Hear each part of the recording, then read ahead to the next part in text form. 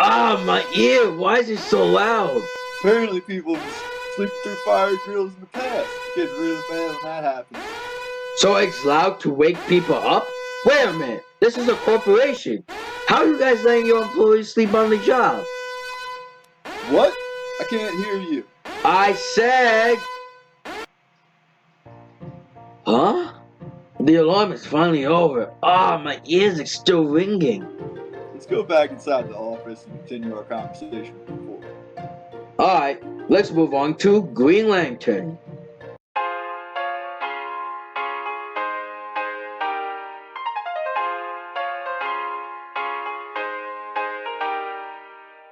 Yo!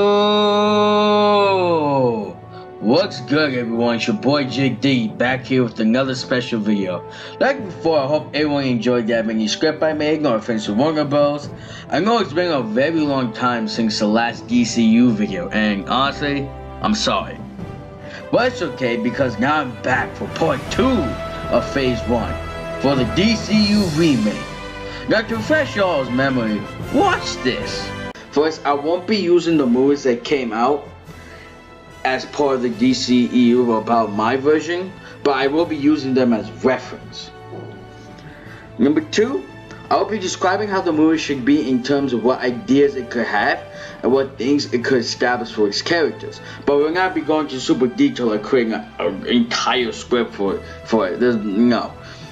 And of course, last but not least, don't take this too seriously, but there will be 4 movies released per year for this entire thing to work. Yes, 4 DCEU movies per year. Lastly, there will be spoilers from different DC movies as well as comics. You have been warned. Without further ado, let Phase 1 advance.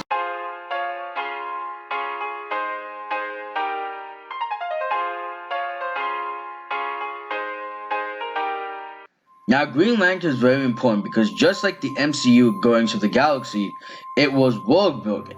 Green Lantern is the same. It's also world building. This is exactly what the movie needs to focus on. Now, the best way to start off a Green Lantern movie is to do an origin story. And honestly, it should be based off the comic Green Lantern Secret Origins. It introduces a lot of ideas such as Green Lanterns, the Guardians, who Hal Jordan is, and his life. Little tidbits for future movies like Blackest Nights. Now, one of my main issues in the Ryan Reynolds Green Lantern movie was the fact that the villain was Parallax. Now, Parallax is an entity of fear itself. It's totally unnecessary for Hal Jordan to fight someone that strong in the very first movie. I think it should be someone that can give him a challenge, but he can defeat him. And I think that villain should be none other than Hector Hammond. Actually, the Green Lantern Secret Origins comic is perfect for it because it sets up Hector Hammond as a villain while introducing many new concepts as well. But one of the most important things in this movie is Sinestro. In the Secret Origin comic, it showed who Sinestro is as a character. It just showed his view on the world, the Green Lantern Corps, the Guardians, etc.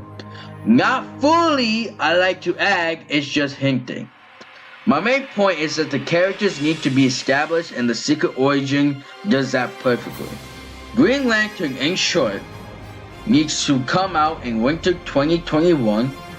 It establishes world building. It establishes Hal Jordan. It establishes Green Lantern and all the other Green Lanterns in the OA. It establishes the Guardians. It established Sinestro. Establish and develop Hector Hammond, and for the secret ending, you can just show the yellow battery and the power of fear.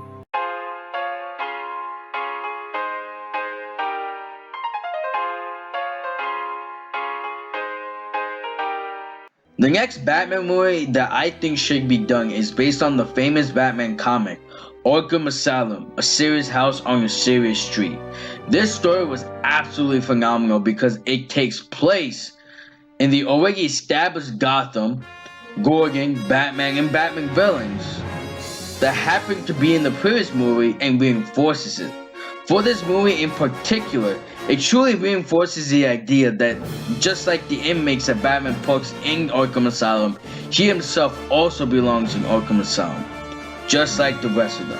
The main villain for this movie without question is the Joker, since he is the one that orchestrated the entire event.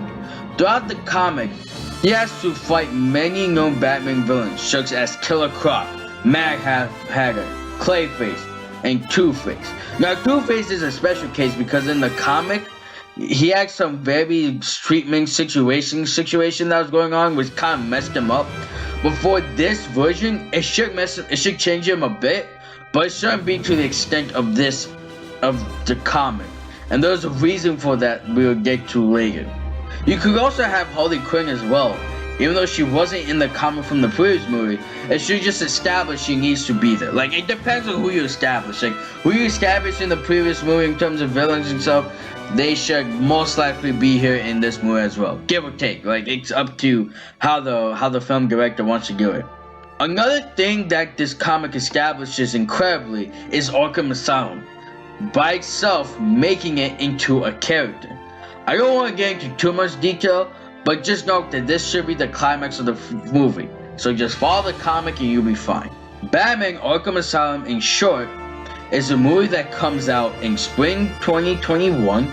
You develop Batman, you develop Joker, you establish Arkham Asylum as a character, you establish more Batman villains that are in the asylum, base the movie on the comic, but you want to put some pizzazz to expand it, like expanding kind of story, because there's a lot you can do with it. And for the secret ending, show the flying raisins.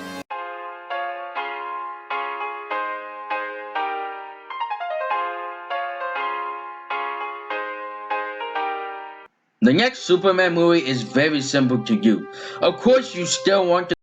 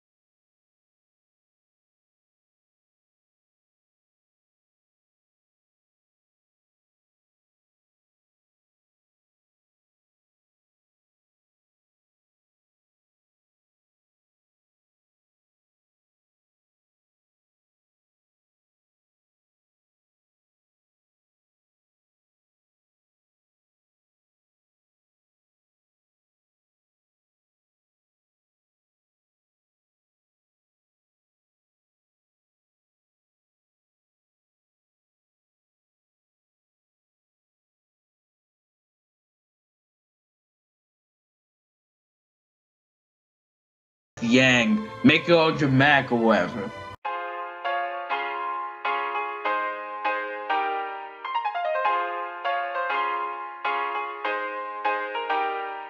Now, for this movie, I won't get into much detail because the movie is coming out in the DCEU. Based on how the last movie was, I'm pretty sure this is also going to be an amazing movie. But I would like to just say the main purpose of the movie should just be to develop Diana as a character more and establish Chica, make her into a great villain, and maybe some Steve Trevor stuff, some of the things they may want to do. In short, the movie comes out fall 2021. Movie is probably going to be great, so keep doing what you've been doing. Develop Cheetah and the secret ending just show Wonder Woman in modern times. And here's the thing. Wonder Woman being in different time periods is fantastic because it's really rare and it's also an interesting time period. However, you also want to show that Wonder Woman is in modern times, so if you want to go back to previous timelines, you can just show him in modern times. We'll get to the reason why later. Moving on to Flash 2. Hold on a minute. Sorry, but I have a meeting I need to attend. Say what now? Very well, I shall then leave for the day. Relax. It'll only be 30 minutes. Sit tight, alright? I'll be back in a flash. Call that line for the Flash. Come on, man. Let's be real. Alright, but you better hurry up. Alright everyone, that concludes the second part of the 3-part video for Phase 1. I want to give a big shout out to my guest Raizen. You? Yes, he did change his name from One to Brotus to Raizen. Just letting you know, I made a comment about this before. Hopefully you guys enjoyed this video. Give it a like, comment down below with your opinion on how the Phase 1 should have been. Subscribe for more future content and stay frosty guys. Stay frosty.